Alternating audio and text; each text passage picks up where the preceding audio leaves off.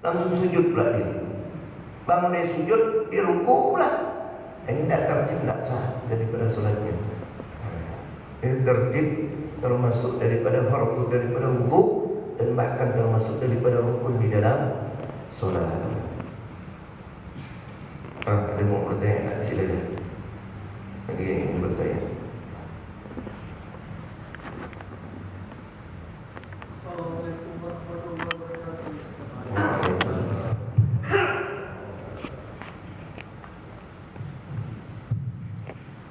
Di dalam mandi janabah kan Ustaz bebas, tak tertib dari mana saja boleh Ustaz. Dan apabila kita laksanakan mandi janabah seperti melaksanakan wudu juga kan mereka sah Ustaz. Karena kan bebas Ustaz ya. Ya kan? Jadi bagaimana seandainya Ustaz kita mandi janabah kan disunahkan berwudu dulu. Jadi gimana kita kalau kita jamak ya? Maksudnya? Di jamak ya. Karena kan tidak ada aturan dalam mandi bebas dari mana saja. Kan itu Ustaz. Tapi wudu itu ada tertib. Nah iya. Tapi di dalam mandi kan tidak ada tertib. Bebas saja. Kalau seandainya kita melaksanakan seperti berwudu tertib kan tidak masalah berarti Ustaz. Oh, maksudnya pas wudu sekalian mandi janabah gitu. Iya, di jamak aja. Ini seandainya Ustaz. Itu cuma Ustaz misalkan air yang terbatas, cuaca yang dingin, kan gitu Ustaz. Di jamak aja karena kan tidak ada batasan tertibnya. Assalamualaikum warahmatullahi wabarakatuh. Waalaikumsalam warahmatullahi. Oh, tidak bisa, harus dipisahkan. Tak bisa dijamak begitu. Bahasa orang itu sekarang tak bisa. Emang disunahkan berwudu, tetapi sebelum kita mandi. Berwudu kita sudah pertama menghilangkan najis daripada anggota tubuh kita kalau ada najisnya. Terutama kemaluan, misalkan orang yang berjima dengan istrinya. Bersihkan dulu, sudah bersih, tak ada najis di anggota tubuh, baru berwudu. Ketika berwudu, sekalian, jadi bagian ini tak perlu dibasuh, tak bisa. Itu dua ibadah yang berbeda. Kalau ditanya air yang terbatas, kalau tak cukup mandi, simple, tayamum. Tak usah diberat-beratkan. Sejuk Ustaz. Mau pakai air yang sikit ya ni, gitu deh. Sekarang sejuknya membahayakan kau nak. Bahaya, tayamum. Apa repot? Tayamum tak usah diribatkan daripada urusan agama kita ni. Allah sudah kasih kemudahan bagi kita. Tidak seperti umat-umat terdahulu. Kalau umat-umat terdahulu tidak ada air untuk berwudu, tunggu sampai ada air. Ditunda tu solat tu. Iya, tidak ada tayamum di zaman umat-umat terdahulu. Hanya khususnya yang Allah berikan kepada kita umatnya Rasulullah. Tapi kalau sejuknya pun dia nak ada lah. Nak bilang bahagia apa? Bilang malas tu. Sejuk kan. Emang kalau kau mandi sakit ke tu? Kadang-kadang kok panas sejuk pun dia nak mesti tak ada apa-apa kan? Sejuk pun dia nak kecuali itu sejuk-sejuk Arab tu. Gila tu dah sejuk kan tu. Allahu Akbar. Itu bisa bikin penyakit, bisa membahayakan, bahkan bisa menyebabkan kematian. Maka yang pernah Anda sampaikan kan, kisah daripada Amr bin As. Ketika ditunjuk sama Rasulullah menjadi panglima perang.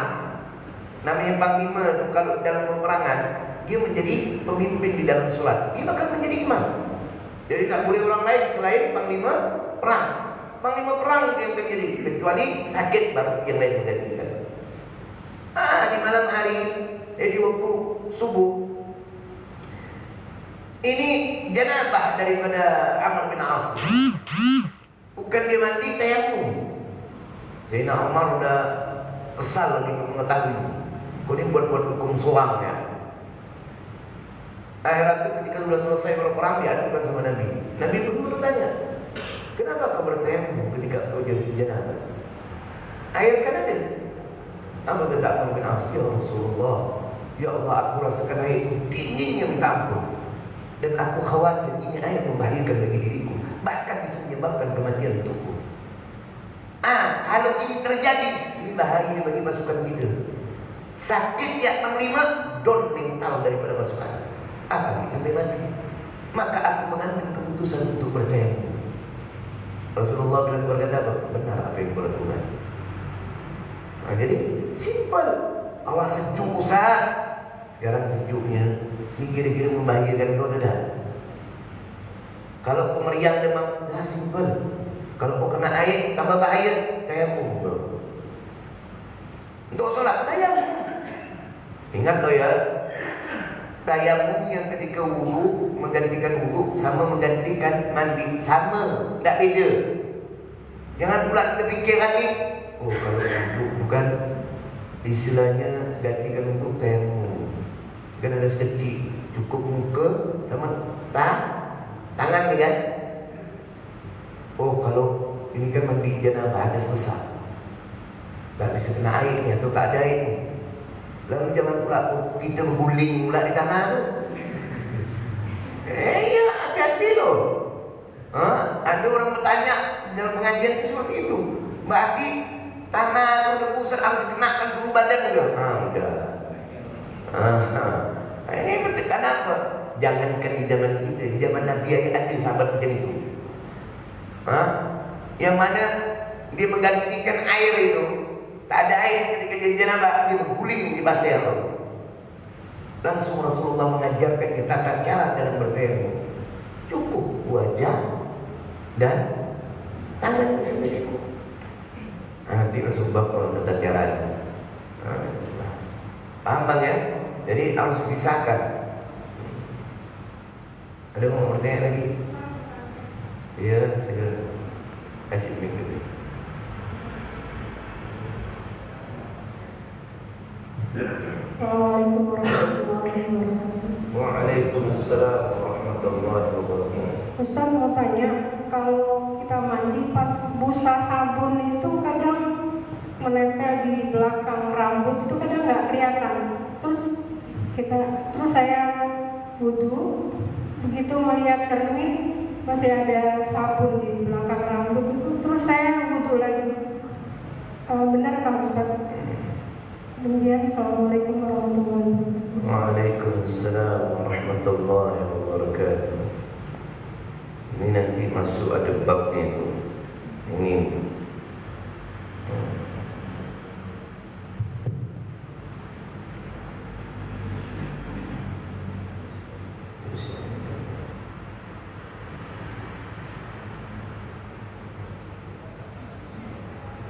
syurutul wudu.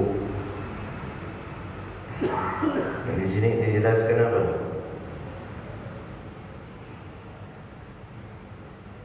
Wa alla yakuna ala udwi ma yughayyirul ma. Jadi itu ketika wudu air itu enggak boleh bercampur dengan sesuatu.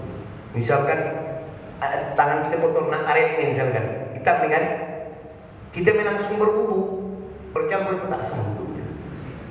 Bersihkan dulu. Sabun begitu juga. Ada sabun nih, langsung kita tutup, hilangkan dulu. Nah ini nak boleh kalau mau sah daripada wudu. Nanti masuk bab ni syurutul wudu. Ada pembahasannya lagi. Mandi. Ni saya kasih tata cara mandi. Kan banyak mengatakan, tak boleh mandi pakai sabun kalau janabah. Bercampur sebagaimana wudu. Kau nak pakai sabun boleh? Kau pakai sabun mau mandi macam biasa. Habis itu baru kau niat mandi janabah. Kadang setelah disabun lebih gampang air itu mengalir untuk mengenai daripada anggota kulit di dalam tubuh kita ni, di tubuh kita ni. Tapi kalau lagi kering gini kita mandi, susah nak ngalir. Susah kan? Makanya kau nak mandi pakai sampo, pakai wudu, pakai sabun, silakan. Tetapi jangan niat ketika yang mana bersampo tu, niat mandi janabah. Tak sah, karena air itu bercampur dengan dengan sabun tadi. Untuk wudu ya tak boleh, begitu juga untuk mandi. Jadi tata cara mandi kalau sampo dulu, udah selesai baru mandi. Saya begitu. Baru mandi itu lebih cepat lagi mandi kan. Kenapa? Udah lebih gampang air itu mengalir ke kulit kita. macam kerambut nih, udah disapu, lebih nyaman masuk air itu. Berbeda ketika kering. Jadi ibu kalau macam gitu tuh hilangkan dulu tuh. Istilahnya apa nama? Sabun yang masih ada itu hilangkan. Kalau mau berwudu pun, masuk belum? Oh enggak belum. Berwudu misalkan ada di pipi ibu sabun, dia berwudu nih. Kalau ibu enggak, misalkan di tangan ibu paksa ya terus, tak sah. Maka hilangkan dulu sabun yang melekat di anggota wudu tadi. Mandi begitu juga. Hilangkan dulu daripada sabun-sabun yang melekat. Udah bersih, baru kita mandi. Karena memang kalau udah disabun, udah disampo kepala ini, lebih mudah air itu mengalir. Istilah meresap ke kulit-kulit kita. Berbeda dari kita kering, mandi. Itu masih perlu digosok-gosok tuh, biar merata daripada air itu terkena daripada seluruh anggota kulit kita. Karena kalau sikit ya tak terkena, tak sah. Makanya sela-sela itu perlu diperhatikan nih. Telinga nih, ini sela-sela. Nih. Ini perlu diperhatikan nih. Nih, ini termasuk nih. Nih bagian dalamnya yang disemprot sampai dalam mulut telinga tuh peka langsung bau. Itu kemasukan air gini gitu. Cukup bagian luarnya aja. Lalu ini apa namanya? Pusat. Itu perlu dipakai. Kita masuk bagian yang harus terkena air itu. Makanya kalau ada sabun hilangkan dulu sabun itu. Hilangkan dulu sabun itu. Jangan bercampur air dengan sabun ketika kita untuk menghilangkan daripada hadas. Tidak sah daripada cara bersuci itu.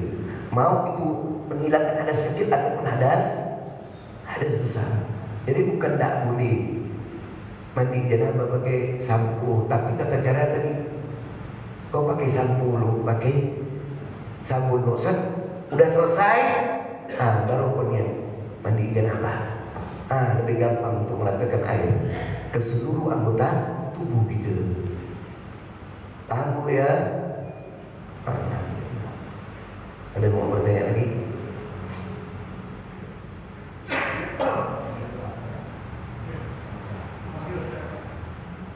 Ngomik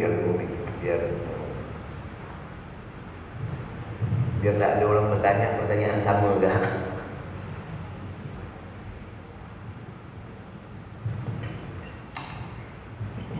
Terima kasih Pak Ustaz. Assalamualaikum warahmatullahi wabarakatuh. Waalaikumsalam warahmatullahi wabarakatuh. Tadi Pak Ustaz menyampaikan bahwa kita berniat setelah kita mandi di dalam kamar mandi atau WC, mandinya jangan sampai bercampur dengan sabun Pak Ustaz. Setelah bersih baru kita berniat.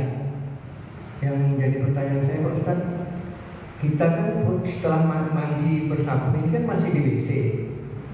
Bolehkah kita berniat setelah sabunnya bersih, tapi posisinya kita di dalam WC gitu Ustaz? Terima kasih Ustaz. Assalamualaikum warahmatullahi wabarakatuh. Assalamualaikum warahmatullahi wabarakatuh. Kan saya bilang tadi apa? Wa mahalluha fil qalbi. Letaknya itu di mana? Dalam hati. Tidak ada masalah. Asalkan tidak melafazkan nama Allah. Macam kita, boleh tak kalau ditanya? Kan kita ni kadang kamar mandi semua WC gabung, kan? Ada keran yang terputus juga kan? Banyak orang gitu. Saya lihat kadang beberapa di rumah orang gitu. Ketika numpang kencing apa, yang mana WC kamar mandi gabung, ada keran untuk berwudu. Ustaz kan disunahkan macam Bismillah, mau wudu macam mana? Cukup dalam hati, jangan dilafazkan. Bismillahirrahmanirrahim. Tak boleh menyebut nama Allah di situ. Jadi cukup dalam hati. Kita niat mandi janabah ni. Nawaitul ghusl rafil hadas al-akbar wardan lillahi ta'ala. Cukup niat dalam hati. Kenapa kalau sampai kita mengucapkan nama Allah di dalam tempat yang model begini haram? Nama Allah, nama Rasulullah, tak boleh. Makanya cukup di dalam hati. Kalau dalam hati tidak dihukumi. Yang dilarang itu melafazkan. Paham ya? Ada yang mau bertanya lagi?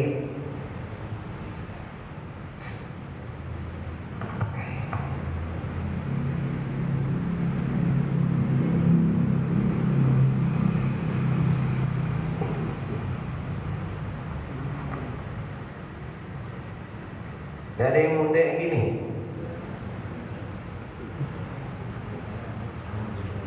Hah? Kalau budak sekolah nih tes ujian nanti.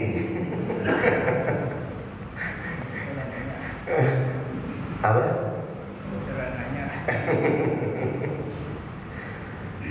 Nggak ada yang mau tanya ibu-ibu?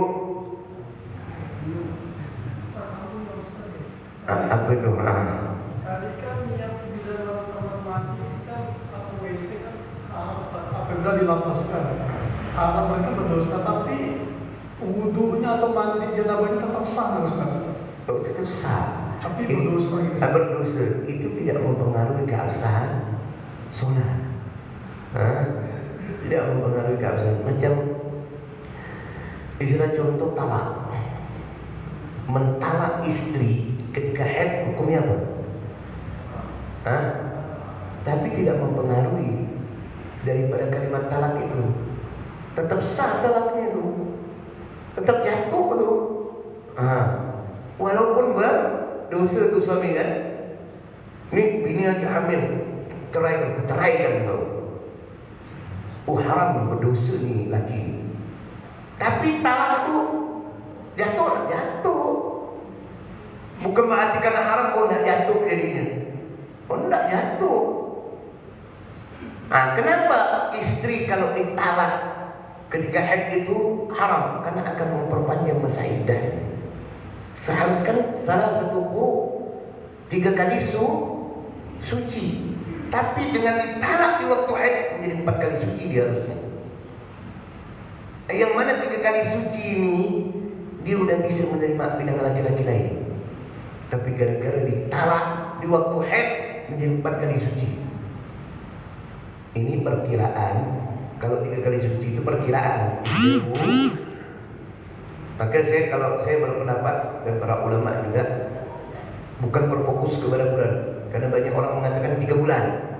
Karena setiap sucinya lagi daripada wanita, haid daripada wanita itu berbeda-beda antara suci dengan haidnya. Kadang ada yang sebulan lebih, ada yang seperti itu. Akhirat itu apa? Hampir 4 bulan 3 kali dia suci.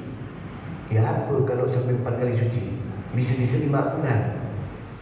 5 bulan lebih bisa-bisa. Ini memperpanjang daripada masa iddah. Maka dilarang untuk laki-laki mentalak daripada istri ketika lagi haid. Dia berdosa, dapatkan dosa dia. Tapi ingat, talaknya tetap jatuh. Maka jaga dulu di sana. Itu kiasannya, Pak. Contohnya. Jadi istilahnya lafaz itu tidak mempengaruhi daripada keabsahan daripada ibadah tadi. Ada yang mau bertanya lagi?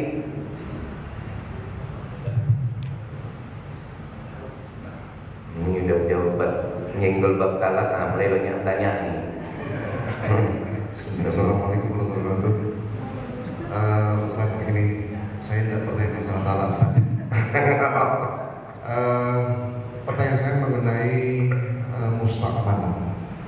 Jadi karena tadi disinggung masalah bab wudu itu kan, walaupun mungkin nanti akan ada pesan. Jadi kalau di rumah saya ini kan ada bak memang khusus saya siapkan untuk wudu gitu Ustaz ya. Nah itu kurang lebih sekitar 70 liter kalau seperti kemarin. Jadi kalau pertanyaan saya, apakah sisa daripada wudu yang pernah kita ambil, yang telah kita basuh di anggota wudu, kemudian kan kita mencetong kali ngambil air lagi di dalam bak tersebut, apakah percikan air yang masuk ke dalam bak tersebut menjadikan sebab air wudu itu menjadi mustakmal? Itu pertama. Karena kan kalau yang mustakmal ini kan kategori air ini kan saya pernah dengar itu sekitar berapa puluh gitu Ustaz yang mau menjelaskan. Kemudian yang kedua, sama juga mustakmal untuk bertayamum. Karena kan kita tidak boleh menggunakan tempat yang sama untuk kita mengambil air tersebut. Nah untuk yang ini mohon penjelasan mengenai mustakmal baik di wudhu maupun tayammum. Terima kasih. Assalamualaikum warahmatullahi wabarakatuh. Waalaikumsalam. Sebenarnya di sini masuk bab ni al-ma'u qalil wa katsir. Ma yang air yang sedikit dan banyak. Sebenarnya nanti akan masuk kita bab ini. Cuma jawab ringkas saja sebelum masuk daripada bab itu. Saya jawab ringkas, nanti lebih detail nanti pas sudah masuk bab ini. Air yang mana kurang daripada 2 kula. 2 kula itu kurang lebih 200 liter. Kurang lebihnya 200 liter. Air yang kurang daripada 2 kula bukan berarti tidak boleh dipakai untuk bersuci, mau berwudu ataupun mandi. Selama bisa kita jaga air itu tidak mustahman. Kita mau wudu pakai air segelas gini, boleh tak? Boleh. Banyak orang salah memahami kalau air sedikit tak boleh dipakai untuk wudu. Boleh, tak ada masalah pakai air sedikit untuk berwudu, asalkan yang benar tidak mustahman. Ini pendapat yang kuat yang mana ketika berpindah air dari anggota tubuh kita ini jatuh ke tempat air yang qalil, yang sedikit kurang dari 2 kula, maka air itu menjadi mustahman. Kalau air itu mustahman, apa makna mustahman? Air mustahman tahir, suci dia, ghair mutahhir, tapi tidak menyucikan. Dia suci tapi tidak menyucikan. Sedangkan kalau kita untuk bersuci, itu air itu harus menyucikan. Bukan tidak cukup harus suci aja, tapi harus menyucikan. Makanya air mustahman tidak bisa dipakai untuk bersuci, mau berwudu ataupun mandi janabah. Berbeda nanti kalau kemasukan najis, air sedikit macam mana, air banyak macam mana. Ini nanti ada bahasa nih, lebih detail nih. Nanti masuk bab-bab. Habis ini nanti ada istilah ni. InsyaAllah minggu depan kita bahasnya. Paham bang ya? Oke, insyaAllah minggu depan kita lanjutkan lagi. Semoga apa yang kita kaji di pagi hari ini kita mendapatkan ilmu yang barakah, ilmu yang bermanfaat, ilmu yang bisa menambah ketaatan kita kepada Allah, ilmu yang bisa menambah kesempurnaan amal ibadah kita, ilmu yang bisa menambah rasa takut dan juga cinta kita kepada Allah dan juga kepada Rasulullah sallallahu alaihi wasallam. Dan semoga perkumpulan kita di pagi hari ini menjadi wasilah bagi kita, perantara bagi kita untuk mendapatkan syafaatnya Rasulullah sallallahu alaihi wasallam kelak di yaumul qiyamah. Dan semoga kita semua selalu diberikan kesehatan oleh Allah, diberikan umur yang panjang dalam ketaatan kepada Allah Subhanahu wa taala, dan semoga segala urusan dunia dan akhirat kita dimudahkan oleh Allah, dan semoga rezeki kita dilancarkan oleh Allah dengan rezeki yang halal dan juga barakah. Dan semoga segala bentuk amal ibadah kita diterima oleh Allah Subhanahu wa taala, dan semoga dosa-dosa kita diampunkan oleh Allah Subhanahu wa taala, dan semoga kita semua diobatkan oleh Allah Subhanahu wa taala dalam keadaan husnul khatimah. Kalimat terakhir yang kita ucapkan ketika kita meninggalkan dunia adalah la ilaha illallah Muhammadur Rasulullah sallallahu alaihi wasallam. Subhanallahumma wa bihamdika wa asyhadu an la ilaha illa anta wa astaghfiruka wa atubu ilaik. Yang berhasil tausiah dari Bapak Taufik Saleh At-Tamimi, maka berakhir klip saya pagi ini. Semoga klip ini bermanfaat dan barokah bagi keluarga. Amin amin ya rabbal alamin.